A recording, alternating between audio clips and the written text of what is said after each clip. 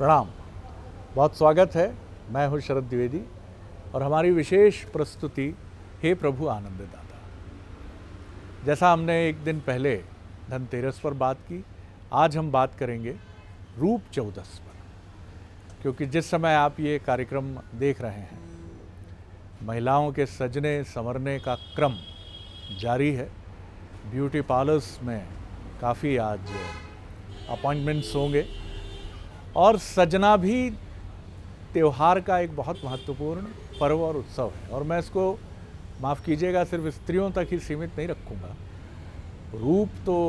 रूपवान होना सभी का अधिकार है और रूपवान होना या कांतिवान होने का अर्थ यही नहीं है कि बहुत ही सुंदर नाक नक्श या बहुत सुंदर स्वरूप। अगर आप अभिरुचिपूर्ण तरीके से अपने शरीर को, अपने प्रतिरूप को बहुत अच्छे से सज्जित करते हैं और खूब प्रसन्न होते हैं, आनंदित होते हैं, तो आपका रूप और सौंदर्य किसी बहुत रूपवान या रूपसी से कम नहीं होता है। लेकिन रूप चौदस यानी जैसा हमारे साथ जो जुड़ते हैं प्रोफेसर गोस्वामी जी, सुरेंद्र बिहारी गोस्वामी जी, जैसा उनका कहना है कि ये पंचरत्न है। तो 5 दिवसीय ये दीप पर्व का त्यौहार हम मनाते हैं, तो रूप चौदस का महत्व, रूप चौदस के पीछे की गाथा और किस तरह से इस रत्न को भी धारण करके हम आगे बढ़ें, इन सब पर हम उनसे जानेंगे। बहुत स्वागत करता हूं आपका। भगवत गीता के अध्येता, मानस मर्मज्ञ प्रोफेसर साहब, सबसे पहले मुझे यही बताइए कि धनतेरस की बड़ी सुंदर गाथा हमने आपसे सुनी।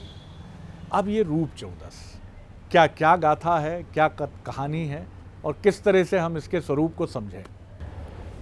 देखिए, एक आप बड़ी गूढ़ता से आप एक बात समझिए। हमारा ध्यान वहाँ बहुत जल्दी आकर्षित हो जाता है जहाँ रूप की चर्चा होती है। हाँ, बिल्कुल ठीक है जी।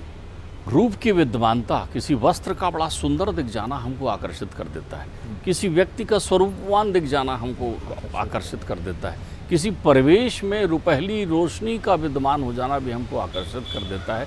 लेकिन ये सब अपने बहिरंग आँखों से देखते हैं और दूसरे की आँखों के प्रत्यावर्तन से हम ये अपना समझ लेते हैं कि हमारा रूप कैसा दिख रहा है। यानी हम जो कुछ भी अपने आप को देखते हैं वो दूसरों के माध्यम से देखते हैं। विज्ञान की एक बड़ी कठिन स्थिति को आप समझिए। यदि आप अपने आप को देखना चाहें तो कहाँ देखेंगे? कुछ लोग किसी की आंखों में देख लेंगे, कुछ लोग किसी की आंखों में देख लेंगे कि वो यदि मुस्कुरा कर कह रहा है कि आप बड़े सुंदर लग रहे हो तो हम मान लेंगे कि हम बड़े सुंदर लग रहे हैं। मैं अपने आप को देखना चाहूँ, या हम दर्पण को देख लेंगे, या हम जल को देख लेंगे, या हम अपनी कहीं छायादार प्रतिबिंब को देख लेंगे, या कहीं अपने फोटो को देख लेंगे, छाया चित्र को देख लेंगे। इसके अलावा तो हम अपने आप को नहीं देख सकते ना। लेकिन रूप चौदस जो है वो ये कहता है कि तुम अपने आप को खुद भी देख सकते हो। कब देख सकते हो? जब आप अपनी बहिरंग दृष्टि को अंतर यात्रा में स्थापित करते हो। तो आज वस्तुतः स्वरूप चौदस है, जिसे लोग रूप चौदस समझ जाते हैं। हो ये स्वरूप चौदस है। आज ही वो दिन है जिस दिन वैश्रवा के पुत्र नचिकेता को स्वर्गाग्नि की विद्या प्रदान की थी। आज ही आए थे धर्मराज जो है अपने अवकाश से, और पट खुला था स्वर्ग का, पट खुला था स्वर्ग का। तो ये कठोपनिषद से भी जुड़ा हुआ। इस दिन ही उनको दिव्य ज्ञान प्रदान किया था। और नरक चौदस इसलिए कहा जाता है कि नरकासुर का वध भगवान श्री कृष्ण ने आज ही के दिन किया था। जी जी। नरकासुर, जिसको भौमासुर भी कहते हैं, और जिन्होंने जो है वो पृथ्वी का पुत्र है, भौमासुर नरकासुर कहलाता है। वो उसने 16,100 राजाओं का मान भंग करके, उनको पराजित करके, उनकी पुत्रियों का हरण करके ले आया था, कन्याओं का। आज ही के दिन नरकासुर का वध करके एक नक्षत्र में परब्रह्म परमेश्वर सच्चिदानंद कृष्ण घन्य जो है, एक ही नक्षत्र और एक ही मुहूर्त में 16,100 राजकन्याओं से के साथ विवाह किया था। ये है नरक चौदस। आज ही नरकासुर का जो पुत्र है भगदत्त, प्राग ज्योतिषपुर में उसको सत्ता सौंपी थी कृष्ण ने। आज ही जो है पृथ्वी ने आराधना की थी परमात्मा की नरक चौदस के दिन। ये वही दिन है। पृथ्वी ने परमात्मा को जो है वो अदिति के कुंडल दिए थे, इंद्र के छत्र दिए थे भेंट में, और उनकी आराधना की थी नरकासुर की प्रक्रिया में, इसलिए नरक 14 है। लेकिन हम लौटते हैं कि आज वो दिन है जब हम अपने स्वरूप का दर्शन मैं कर ज़रूर सकते चाहूँगा, क्योंकि निरंतरता कई दर्शकों की शायद ना हो। आपने बहुत सुंदर व्याख्या की थी रूप और स्वरूप की, एक छोटी सी व्याख्या जरूर कर दीजिए। हैं। देखिए, हम आप बताएं, जब आप बहिरंग होते हैं, हाँ, जब आप संसार की भौतिकता में रमे होते हैं, जब आप नासवान अस्थि स्तंभम स्नायु मध्यम मांस शोणित लिम्पते, ये शरीर को रक्तमंजावशामाशानस्त में धामसी, जब इस शरीर का श्रृंगार करते हैं तब आप रूप की आराधना करते हैं। लेकिन जब आप मन को विषयों से मुक्त करते हैं तब स्वरूप की आराधना करते हैं। तो आपका अंतर्मन कितना शुद्ध है, कितना निर्मल है। आपके जीवन में आधी व्याधि की सारी समस्याओं के मूल में आपका मन है। आपका मन है कि मानता नहीं, मन है कि मानता नहीं। मन है कि मानता नहीं ना भाई, मन इस स्वरूप का है। तो आज के दिन वास्तव में आपके संयमी होने का परम प्रतापी दिन है। आज आप अपने संयम को पुष्ट कर सकते हैं। देखिए, आपको कोई कहे कि भाई आपको स्वर्ग की अनुभूति चाहिए क्या, स्वर्गानुभूति, तो आप खाली एक अनुभूति में, स्वर्गानुभूति 56 भोग मिलेंगे, जो चाहें सो वो करें, किसी का भय ना हो, आप चाहे जहाँ भ्रमण करें, जितनी चाहे विलासता आपके पास उपलब्ध हो जाए। आप ये सुख चाहते हैं क्या? तो हर व्यक्ति कहेगा हाँ साहब, यही तो मैं जीवन में चाहता हूँ। नचिकेता ने कहा ये मुझे नहीं चाहिए। पठन्ति चतुरो वेदा खट शस्त्राणि अष्टादश पुरांगता और आत्म तत्व न जानाति दर्भी पाक रसम रसा। मुझे तो आप स्वरूप जानने की विधा बताइए, रूप जानने की विधा नहीं चाहिए मुझे, क्योंकि ये रूप तो नष्ट हो जाना है, ये शरीर तो नष्ट हो जाना है। यद दिष्टम तद नष्टम, जो दिख रहा है वो सब नष्ट हो जाएगा। ध्यान रखिएगा, आपने विगत समय में अमृत का पान कर लिया है, लेकिन अमृत के पान करने के पहले आपको मोहनी को देखना होगा ना। और मोहनी रूप वालों को मदिरा पिलाती है और स्वरूप वालों को अमृत पिलाती है। वाह वाह वाह। रूप वालों को मदिरा पिलाती है और स्वरूप वालों को अमृत पिलाती है। गूढ़ अर्थ है, वाह। आप एक बात समझिए, तो आज तो अमृत पान का दिन है, आपको अमृत पान करना है। ध्यान रखिएगा, नरकासुर भी यही है और धर्मराज भी यही है। अर्थात नरकासुर जो मदिरा का पान कर रहा है, मद्य पान कर रहा है, सुरा पान कर रहा है। कौन सा मद? मदिरा यानी क्या होता है? जो मद्य पान करे, जो अहंकार को अपने जीवन में समझे, जो ये समझे कि मैं ही सब कुछ हूँ। आप दूसरे अर्थों में समझें, स्वरूप का अर्थ होता है विनम्रता और रूप का अर्थ होता है अहंकार। ठीक बात। तो आज जो है विनम्रता का पर्व है। नचिकेता ने विनम्रता से 3 वर मांगे, 3 वर मांगे हैं।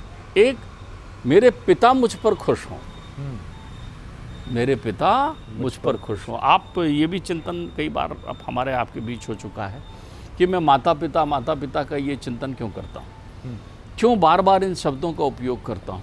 क्योंकि मैं चाहता हूँ कि हर माता पिता का पुत्र छोटी ठोकर में बड़ी चोट ना खा जाए, छोटी ठोकर में बड़ी चोट ना खा जाए। कौन सी छोटी ठोकर? जो वो अपने आचरण से प्राप्त करेगा। हाँ, ठीक बात। दौड़ता खिलखिलाता है एक छोटा बच्चा, जब दौड़ते रहता है और देखते ही देखते वो टेबल के कोर से टकरा जाता है, तो हम कहते हैं अरे बचाओ, देखो दौड़ो। हम पास जाके देखते हैं खून निकल रहा है, लगा हुआ है, डॉक्टर के पास दौड़ते हैं, बेचैन हो जाते हैं सारी चीज़ों में। लेकिन आप ये समझिए, ठोकर तो छोटी थी ना, शरीर कोमल था। वैसे तेरा जीवन कोमल है, बहुत थोड़े दिन के लिए है, और यह संसार में एक माया की ठोकर लगेगी ना तो विस्मृत हो जाएगा, घूमने लग जाएगा, बावला हो जाएगा तेरा मन। तो हर जगह यही तो हो रहा है। एक छोटी ठोकर, एक कुसंग रूपी ठोकर सामने आई और तुम बावले हो गए। भाई भाई नहीं लगा, पति पत्नी में विरक्ति हो गई। जो लोग पूरी उम्र बिता चुके, 50 साल के एक पति ने अपनी पत्नी का त्याग किया, दोनों में लड़ाई हुई, तो मैं पति महोदय के पास पहुंचा, भी आपने इनका त्याग कैसे कर दिया? आपके जीवन में रही, आपके बच्चों की महतारी रही। बोले ऐसा है, वो बूढ़ी हो गई है और मेरा मन जवान है, तो मैं बूढ़े आदमियों के साथ नहीं रह सकता।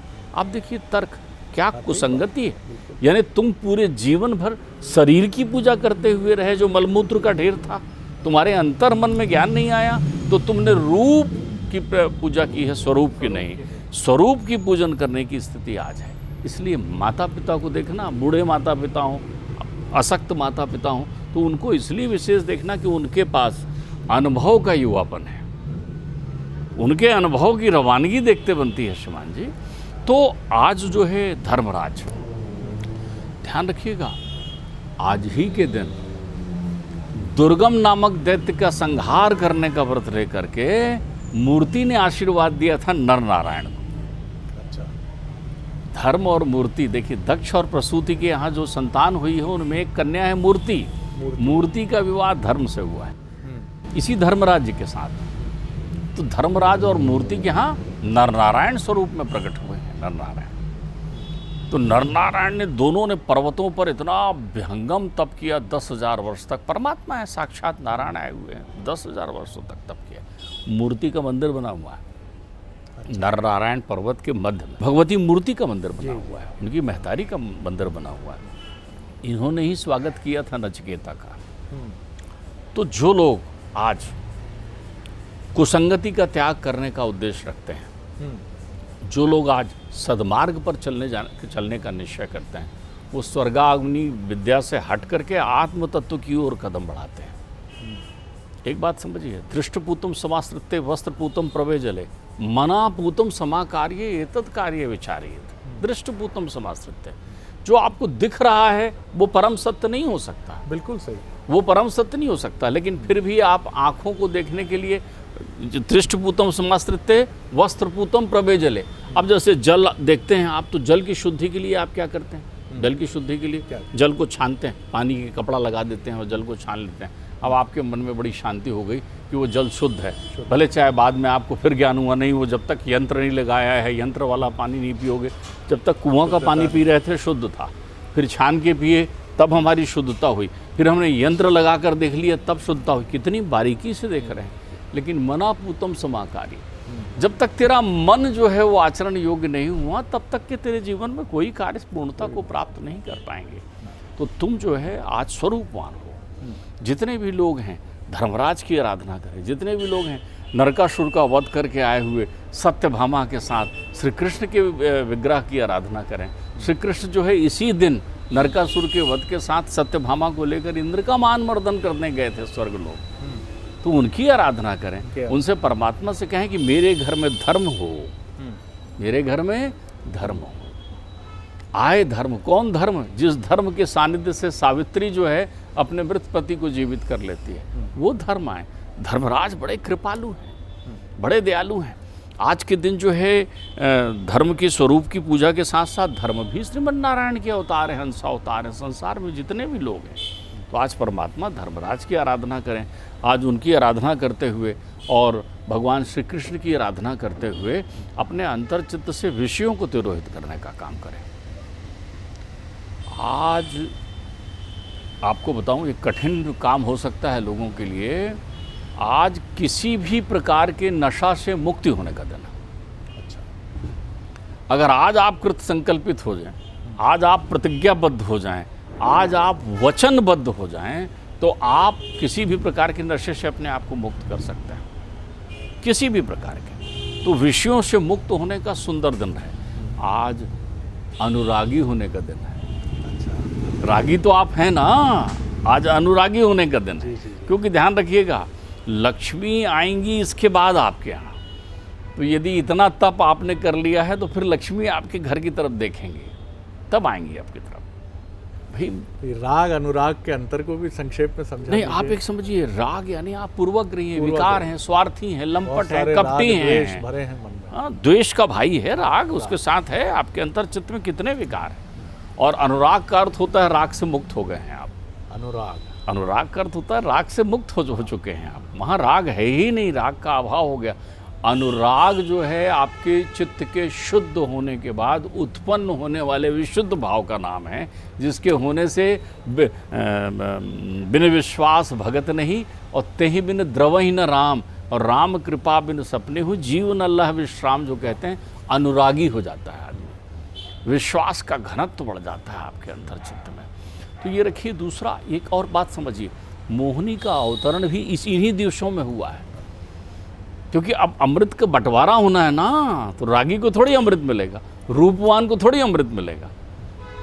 देखिए दैत्यों ने क्या किया, असुरों ने निकले हुए मणि उनको चाहिए, वो अश्व उनको चाहिए, रथ उनको चाहिए, हाथी उनको चाहिए, घोड़े उनको चाहिए, पालकी उनको चाहिए। और जब वारुणी देवी निकली तो उसके तो वो भक्त हो गए। अन्न से उत्पन्न होने वाली सुरा को वारुणी कहते हैं, अन्न के विकार से, उसके वो भक्त हो गए। अब यहाँ सब देवता प्रसन्न हो रहे हैं, वो तो चुपचाप खड़े हुए हैं ना। क्यों? देवता स्वरूपवान होते हैं।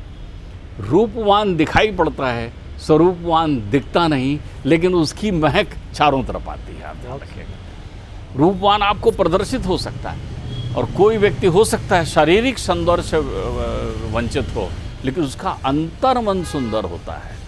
तो स्वरूप दर्शन का और स्वरूपवान बनने का आज सुंदरतम दिवस है। और प्रत्येक व्यक्ति को जो आत्मकल्याण चाहता है, जो अपने परिवार में सतत आनंद चाहता है, जो अपने परिवार, मैंने कहा ना, बहुत लंबी दूरी पर मत चलिए, आप तो वर्ष भर की प्रक्रिया करिए ना। आप एक वर्ष में ये 5 दिन मिले हैं, आप ठहर कर चिंतन करिए ना। आप सोचिए ना, आत्मचिंतन का दिवस है, आप सोचिए अपने आप को कि आपने कैसे जीवन बिताया है। अबोला को बोलने का आज दिन है। जो लोग अबोला हैं, जिनमें परस्पर वैर हो चुका है, आज बोलिए, आज कहिए। और मैं आपको बताऊं, आज प्रायश्चित करने का दिन है। आप जाकर कहिए। देखिए ये सब वो हैं जो राग के साथ जुड़े हुए तत्व हैं। कह दीजिए ना, गलती हुई थी, कह दीजिए। मैंने आपसे कहा था ना कि नरस्य भूषणम रूपम, रूपस्य भूषणम गुणम, गुणस्य भूषणम ज्ञानम, और ज्ञानस्य भूषणम क्षमम। तो जहाँ क्षमा है वहाँ स्वरूप है, जहाँ क्षमा है। आप नचिकेता क्या कह रहे हैं? मेरे पिता मुझे क्षमा कर दें। अरे कितना श्रवण कुमार बच्चा है। पिता ने कहा, जा, तेरे को तो यमराज के पास जाना चाहिए। पित्र आज्ञा से चलाया, जी पिताजी आप कह रहे हैं तो मैं आ रहा हूँ। और वो यमराज से क्या वरदान मांग रहे हैं? मेरे पिता मुझे क्षमा कर दें। ठीक बात। और मेरे पिता से यदि जाने अनजाने में कोई त्रुटि हो गई हो तो आप क्षमा कर दें। और तीसरा वरदान कहते हैं, यदि आप मुझे खुश हों तो मुझे मेरा पता बता दें। आज अपना पता ढूंढने की ज़रूरत है। एक शराबी मतवाला होकर चारों ओर भ्रमण कर रहा है शरद जी, अपने घर का पता पूछ रहा है। घर के पास खड़े रहकर ही आज खटखटाइए, आज दरवाज़ा खटखटाइए और खुद को, स्वयं को स्वयं में स्थापित करने की प्रक्रिया। बहुत सुंदर बात है सर, बहुत सुंदर बात है। और यही सबसे महत्वपूर्ण संदेश है जो हमारे पर्व त्योहारों में सिमटे हुए हैं। लेकिन उस चादर को हम उठा नहीं पाते हैं, क्योंकि त्रुटि वरिष्ठ पीढ़ी की है ऐसा भी नहीं कहूँगा। वो कितने परिचित हैं, या उन्हें लगता है कि परिचित होने के बाद भी वो अपनी नई पीढ़ी को ये सब बताएंगे तो उस पर इसका क्या प्रभाव होगा। ये मुझे लगता है यही वो मानसिक तौर पर किसी भी बात को विचार चिंतन में उलझा देने का एक बहुत बड़ा दोष तो नहीं कहूँगा मैं, लेकिन कहीं ना कहीं तथाकथित व्यवहारिकता का एक दुर्गुण जरूर है कि आपको लगता है कि आप अपने बच्चे को IIT के बारे में बताएंगे, प्रतिस्पर्धी परीक्षाओं के बारे में बताएंगे, लेकिन यानी स्वरूपवान होने की तरफ उसको बढ़ाएंगे, लेकिन उसकी ताकत कहाँ से आएगी? ताकत यहीं से आएगी। गोस्वामी जी कुछ जोड़ना चाहते हैं? देखिए मैं आपको बताऊं, गांठ लग जाए, गांठ पड़ जाए तो डोर टूटी नहीं है, गांठ पड़ गई, उलझ गई। संयम से आप उन गांठों को खोल सकते हैं। आज अविद्या की गांठों को खोलने का सुंदर अवसर है। बहुत सुंदर। आप खोलिए अविद्या की गांठों को। कौन सा? संसार स्वप्नम तजमोह निद्रा, अविद्या की गांठ खोलिए। दूसरा, ये धन है, परमात्मा की बड़ी कृपा है, लेकिन मेरे साथ नहीं जाना है।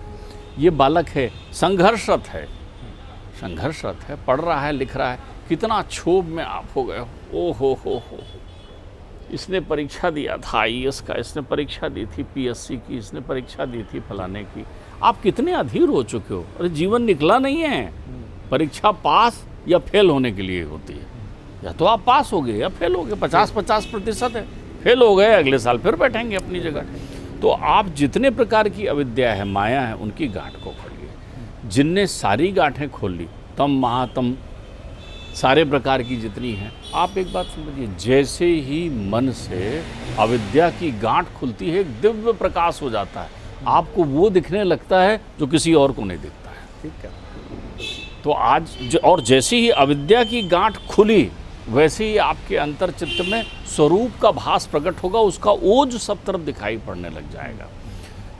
यम और नचिकेता के संवाद में यम प्रत्येक गांठों को खोलने के प्रयत्न के लिए उनको वो सारे किस्से सुनाते हैं। यम उन्हें बताना चाहते हैं, पंचकोशी विद्या उनको प्रदान करते हैं, कोशों के बारे में जानकारी देते हैं, उनको वो सारे तत्व समझाते हैं। अच्छा, तुम अन्न को ही भगवान मान लो, यानी धन उसको ही भगवान मान लो। फिर कहते हैं नहीं, ये तो फिर रहता नहीं ना, ये फिर निर्माण नहीं कर सकता ना किसी चीज़ का, तो ये अब अन्नमय कोश है शरीर, इससे कुछ नहीं हो सकता। अच्छा, उसने कहा एक काम करो, तुम तो मन को मान लो। उन्होंने कहा मन बहुत सारी परिकल्पनाएं कर सकता है, लेकिन मन निर्माण नहीं कर सकता, सृजन नहीं कर सकता। संसार में जितनी भी वस्तुएं हैं वो उसी के द्वारा बनी हुई हैं, प्रत्येक कण कण में वो ही रम रहा है, उसके आने से ही उस वस्तु का निर्माण हुआ है, और जो प्रतिनिर्माण करने में सक्षम है वो वही तत्व है जो प्रतिनिर्माण कर रहा है। फिर वो कहता है अच्छा चलो तुम विज्ञान को ही मान लो, विज्ञान ही तुम्हारे जीवन को अनंत प्रदान कर देगा, उसके पीछे दौड़ जाओ। वो कहते हैं ये विज्ञान भी जीवन नहीं हो सकता।